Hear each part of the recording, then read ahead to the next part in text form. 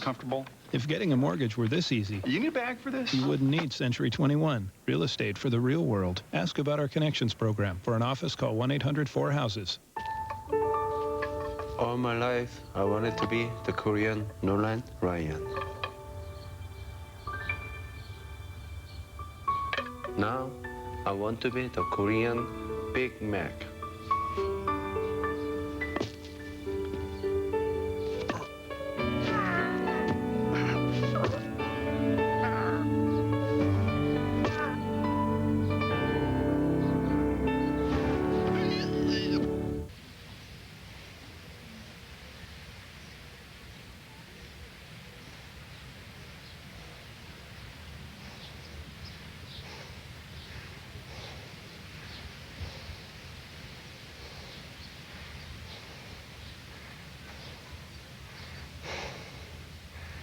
Sports Century's 50 Greatest Athletes, a year-long celebration. Number 39, Walter Payton. Friday at 10:30 on ESPN. Presented by General Motors.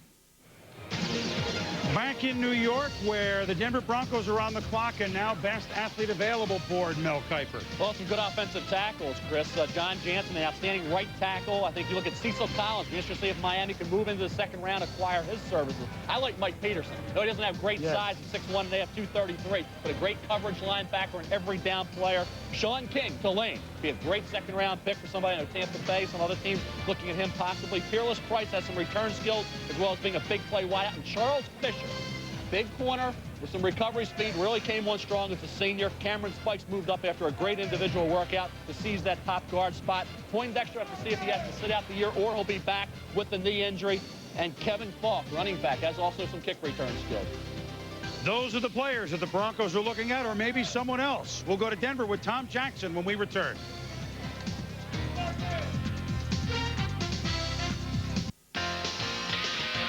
Stay with Cox 9 all season to follow your Phoenix Suns. Watch Jason Kidd lead the rest of Danny Ainge's team toward the playoffs. Tune in this Wednesday as the defending Western Conference champion Utah Jazz come to Phoenix. Karl Malone, John Stockton, Jason Kidd, and Tom Gugliotta. Suns Live tips off at 6:30. The Suns and Jazz square off at 7. The Phoenix Suns host the Utah Jazz Wednesday night, exclusively on Cox 9. Something's coming to your neighborhood, and it's big. So big, it's a revolution in television. With over 200 channels, including your local favorites. Plus more than 60 movies every night. With digital quality picture and sound. And no expensive equipment to buy or maintain. So you have all the enjoyment, but none of the hassle. Cox Digital TV. It's digital television without the dish.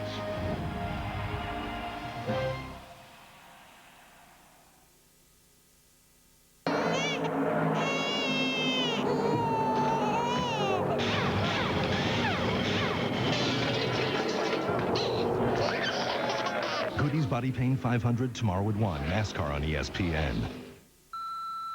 Rick, this is Jim Hopkinson, a producer with ESPN Fantasy Games. Rick, you're a fantasy baseball owner. You going on strike is not going to bring Mo Vaughn back to the Red Sox. Take that up with their management. This is a business line. That's Ursus Arctos Man, grizzly bear, about 1,200 pounds. Try and act confident. Show your teeth and snarl. It should trigger his flight instinct. If that doesn't work, walk directly up to the bear and box him on his ears. Are you a forest ranger? No, but I did stay at a Holiday Inn Express last night.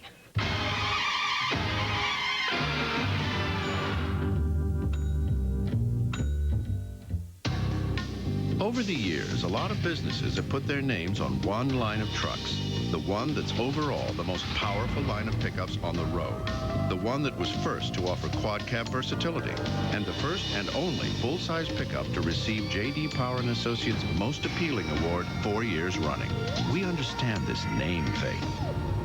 We're pretty fussy about what we put ours on, too. Dodge Ram. The rules have changed.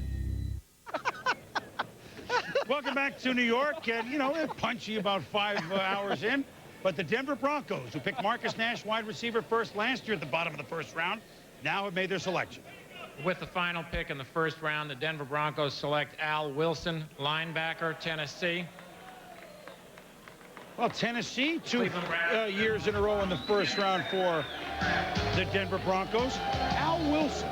He's an experienced football player. See the productivity, 77 tackles. Form tackler. You watch his productivity, you see a lot of plays in the backfield. Number 27 here. Not great size, so he could get swallowed up as a middle linebacker, but maybe as a weak side linebacker might be the best fit in the NFL. Here you see the range and pass coverage making the play. They'll play inside if you can protect them in maybe a defense that allows him to freelance a little bit. Here against Syracuse, coming on the blitz, gets after Donovan McNabb, creates the turnover. Here against Florida, Doug Johnson into the backfield, makes the play. Interception here. You're talking about a very active, alert football player who does an awful lot to help you win football games. Enthusiastic, loves the game. Question is, on the outside, is he big enough to hold up there, possibly at weak side? Middle linebacker could be a little too much. So I think you have to find the right spot, allow him to carve his niche. But Al Wilson, if you can protect him, Joe, he can make plays. He can move sideline to sideline, doesn't get caught up in traffic. And yeah, late in the first round, he was productive at Tennessee. It's the luxury that you pointed out. When you're the defending 2-time world champions, you do have the luxury to find players you can fit in to certain key situations, to specialize really and utilize their talents as an outside rusher, as a cover guy, a guy with good hands. It gives that linebacker core nice depth in Denver. And that's the thing I think Mike Shanahan wants to continue to do, is just keep on feeding and finding replacements for depth. Romanowski's getting a little older, so maybe a couple, 3, 4 years, you start looking at this guy coming in and playing. You know, has a pretty good perspective on linebackers in Denver. Tell us who. Well, let's go out to the Broncos now and see. I want to see the smile now on the face of Tom Jackson. Linebacker, first-round pick. Tommy, it's you a generation later, perhaps. Well, 5'11", 239, probably a few more pounds than I had. But, you know, we talked about Coach Shanahan wanting to add some speed and some depth to this unit. Al Wilson is going to do that. Certainly won't come in and start, but he will be a contributor on special teams. He has a high RPM motor, a high impact player, and I think that, as we heard earlier, sometimes got swallowed up a little bit on the inside, or there was the possibility of that in the pros, but you put him on the outside, you let him run and go hit people. I think he's going to be a high impact player for this team. Now let's go to Andrea Kramer, who has Dennis Green with her. Thanks a lot, Tommy. Dennis Green has made his second selection of the first round. You get another big body in Demetrius Underwood, but who is this guy? A guy who didn't play last year because of the high ankle sprain. Some even projected him to be a 3rd or 4th round pick. How do you know what you're getting with this guy? Well, I think you base it on how a guy actually played. His freshman, sophomore, and junior year, he played very well. He hurt his ankle this year. He didn't play, and he was actually going to come back for additional year. He's a big physical football player. I think there are some people that had him rated later, and some people had him rated earlier. We were clearly one that had him rated earlier, simply because we did not penalize him because of the injury. Let's take a look at how your defensive line configures at this point. Where do you see Underwood fitting in or competing? Left end. He's a 6'6", 280-pound player, so he comes in at left end and competes for a job against John Burrow, Stalin Colonnay. Dwayne Clemens primary plays on the right side. The big thing this does, it enables us to keep Johnny Randall, the all-pro player, inside. Last year we had to move Johnny outside. He did a great job for us. He's clearly a warrior, but now we can keep Johnny inside, and we have enough players to play outside at defensive end. What makes you feel confident that he does have the mobility to put his moves on? Oh, because of his size and his quickness. He's a very quick player. He had, in fact, one of the most impressive workouts that you've seen. When you look at Dante Culpepper on the hoof and you look at Demetrius Underwood on the hoof, these are two very physical-looking athletes, two of the best in the entire draft. All right, Coach, thanks very much. Getting the 2 players you won in the first round. Now let's head to Sal Paolantonio. Andrea, in the war room, Chris Palmer and the rest of the Cleveland Browns Brain Trust were very upset when Patrick Kearney was taken off the board. But then Tim Couch came into the war room, started wandering around. He said, "Don't worry about it, Coach. Just get me another wide receiver." And it looks like that's the direction that the Browns are going with their 2nd-round pick. Kevin Johnson of Syracuse is somebody they very, very much like. They're intrigued by his speed, and they really need some help at wide receiver. Remember, they picked up Leslie Shepard in free agency from the Washington Redskins. They have a couple of picks from the Eagles, Mark Say and Freddie Solomon in expansion draft. But Chris Palmer really wants to run the kind of offense that he ran when he was the offensive coordinator in Jacksonville. So he sees Tim Couch as his Mark Brunell and maybe Kevin Johnson as a Jimmy Smith. Now let's go back to Chris Berman in New York. All right, Sal, thank you. There's an expression in sport, let the big dog eat. Well, after a couple years off, the big dog is eating again. The Browns are on the clock, and the dog pound is ready. We'll be back with the second round in a moment.